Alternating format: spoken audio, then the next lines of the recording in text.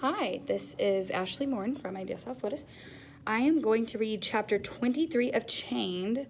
Something's wrong with my recorder. It's making it very small, so I'm sorry if you cannot see, but I would like you to follow along as I read. All right, Chained chapter 23. Elephants spend 18 to 20 hours a day foraging for food. From Care of Jungle Elephants by Tin Sambo. My arms are shaking, but I don't know if it's from fear or work. Back and forth, I have carried the metal bucket from the trough and poured water over Nandita's body. A few people from the audience stand around the arena fence, watching. Others have left, holding the hands of their crying children. Some have entered the arena to help care for Nandita.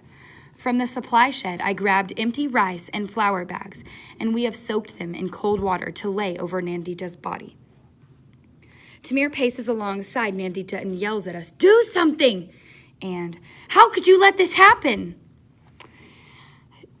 Scholars, I think this is so ironic that he is concerned about Nandita and asking how he could let this, how we or how Hastine could let this happen, because who is letting this happen? We know that it's Tamir, really, that's ordering Nandita to be overworked. All right, let's read. I want to run. I want to be far away from here.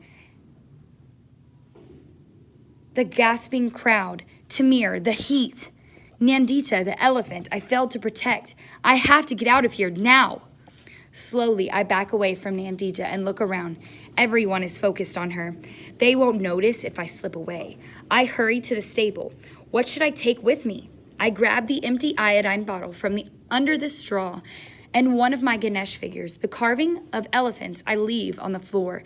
As I glance around for anything else I might need, the palm leaf that Naaman nailed to the wall catches my eye. May those frightened cease to be afraid, and may those bound be free. I reach for it, then stop when I see Naaman in the doorway. Do you think if you run away, you will forget her? Oh, guys, that's Naaman asking. He steps into the stable. She is a part of you now, and you are a part of her. She will be with you always, no matter if you are here or home or the farthest place you could ever run. Naaman's dark brown eyes show the pain that they had when they first treated Nandita's hook wounds. You have good memories of her now, but they will forever be shadowed by your abandonment. You are the one who cares for her most. You are the one she needs. Naaman, I can't do this anymore. What use am I now? I've been her keeper all this time, and look at her. She is better off without me, and I don't want to be here. I stop and turn away. When she what? I wonder why the author used a dash here.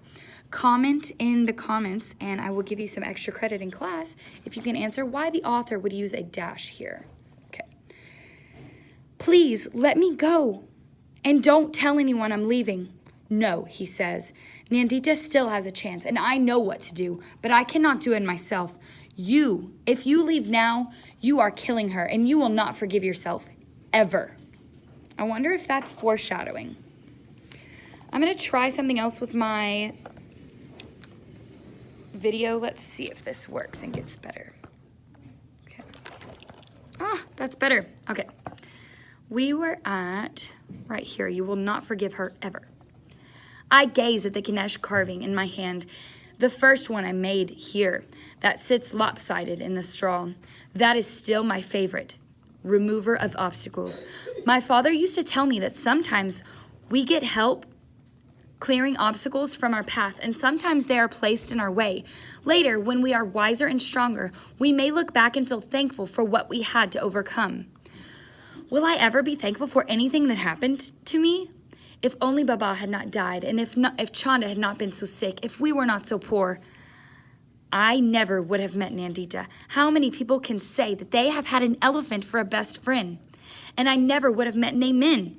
He stands next to me in the stable, quietly watching, knowing already what I will do, but knowing I have to decide for myself. I set the Ganesh figure back in the corner of the stable, underneath his right side. I pile up some straw so he will not tip over. What do I need to do? Nandita needs shade, but she will not be able to walk on her own yet. Gather some bamboo stalks, the biggest palm leaves you can. Help Sharad build shelter over her. Will she be all right? I remember asking Amma the same thing last time I saw Chanda. I don't know, says Naaman. I hear an echo of Amma's voice adding, all we can do is pray, and I will pray. But the not knowing that gnaws in my stomach is the worst feeling of all. After I talk to Sharad, I take the axe from the woodshed and hurry to a clump of bamboo. The stalks I chop have to be taller than Nandita. By the time I return to the arena with 6 long poles of bamboo, the audience members have left. Tamir has retreated to his office. Shows how much he cares, right? He's already back in his office. Naaman stands next to Nandita with his hand on his forehead. Sharad takes the bamboos from me and I run to the palm trees. I swing the axe at the base of leaf after leaf, then fill with my arms with as many as I can. Back in the arena, I place the leaves in a pile next to Nandita. With a stick, I dig a hole for the bamboo stalks in 4 corners around Nandita's body. After Sharad places After Sharad places the end of each stalk into a pole, I will fill the dirt and pack it tightly. We will tie the 2 remaining stalks across the top of the upright poles. So I grab the ladder from the supply shed. I hold each bamboo stalk in place as Sharad ties them with twine to the one we placed in the ground. Now the roof, he says. Chop some more stalk to lay across the top. I return to the tree and cut down an armful of bamboo. Sharad hands me the bamboo as I stand on the ladder so I can lay it across the poles to make the roof for shelter. Maybe I'm seeing a bit of the goodness Naaman was talking about that has been buried inside Sharad for so long. While we work, I glance at Nandita to see if she looks any better. She is breathing easier, and her eyes are open, but still cloudy. I pause in building the shelter to run to the spring for more water to keep her cool. When bamboo stalks cross the top of the shelter from end to end, I cover them with palm leaves. Finally, Nandita is in the shade. From the stable, I grab her wooden Ganesh figure and set it next to her so she can hold it in her trunk while she sleeps. Before I let go of it, I say a silent prayer for her.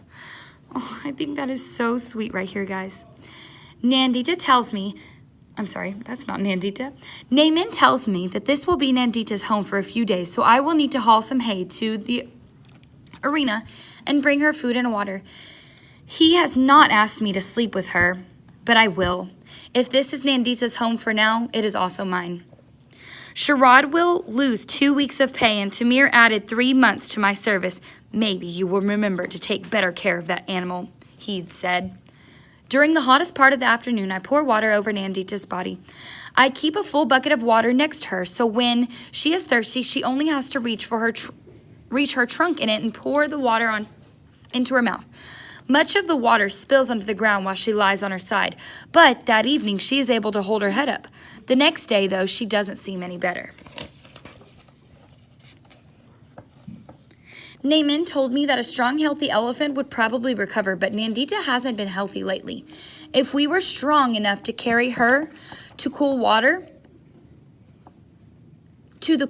of the spring, I would do it.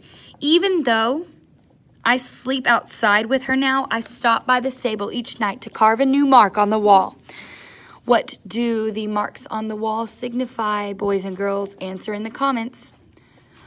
When will I go home? I imagine the marks stretching out in an endless row to some faraway place that means never. I bring Nandita mangoes and the pods from the tamarind tree, but she does not eat. After my evening chores, I go to the arena to check on her. I find Naaman sitting next to her as he carves a block of wood. From my pocket, I take a new elephant I have been working on and sit across from him. What are you making? I ask. I've never seen you carve before. I talked to Tamir. When Nandita is strong enough, he will allow her to wander the grounds on her own more. The thought of Tamir listening to someone surprises me so much I can't speak.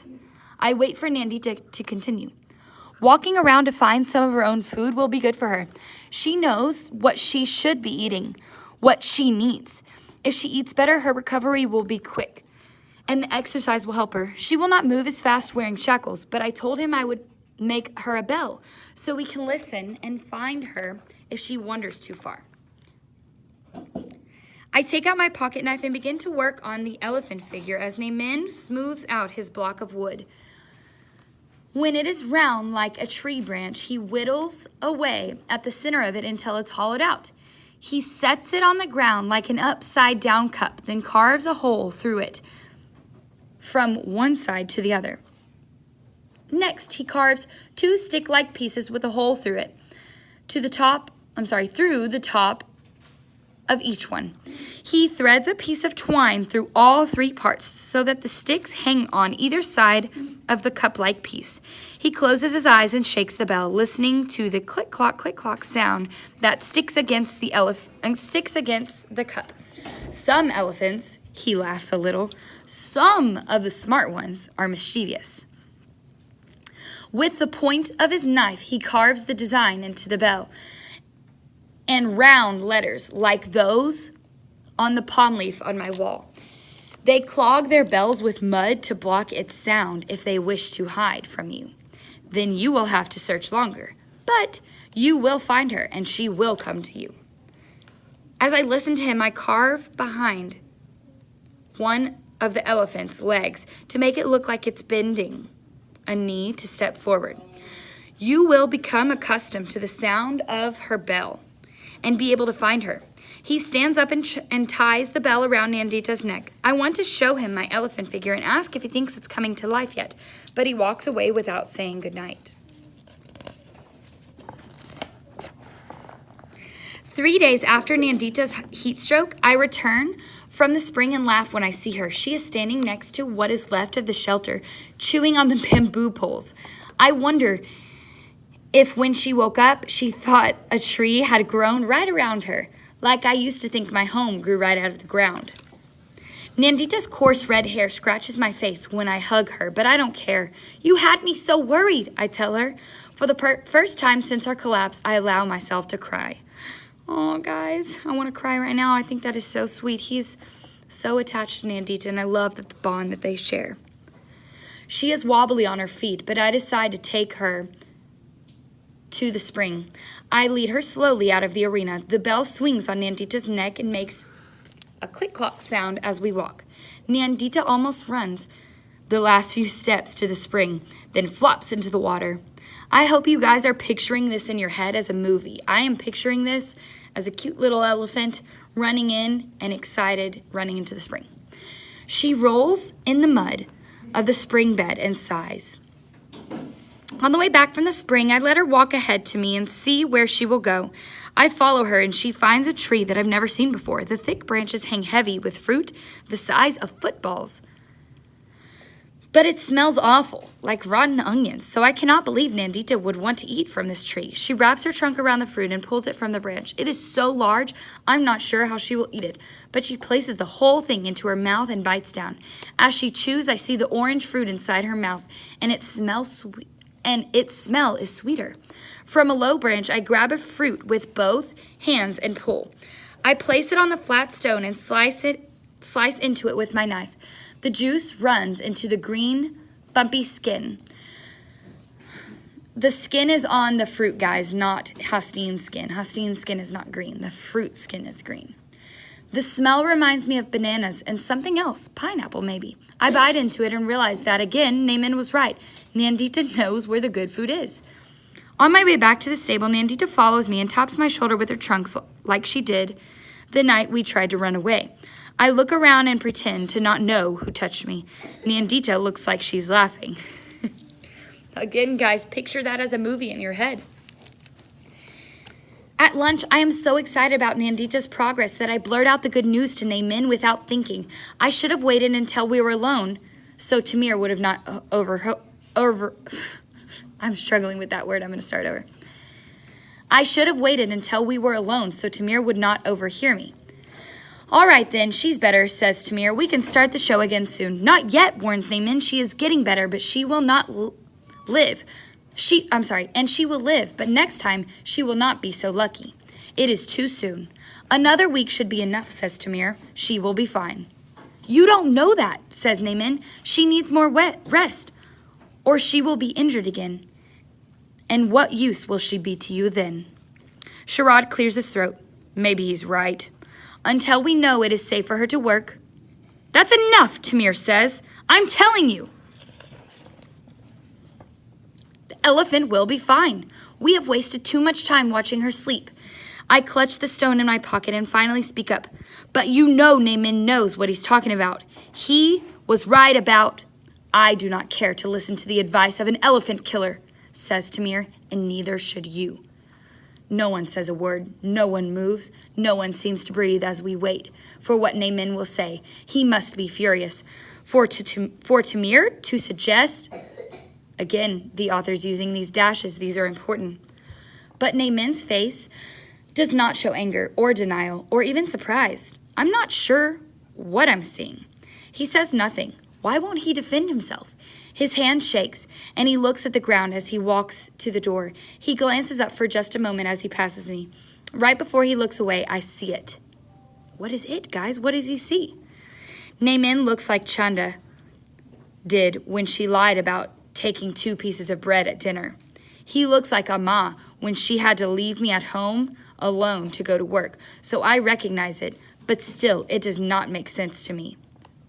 What I see in Naaman's eyes is guilt. Ooh, guys, let's see what Naaman is guilty about. You know what? I am going to read on my own ahead. You can do the same. All right, thank you. Bye.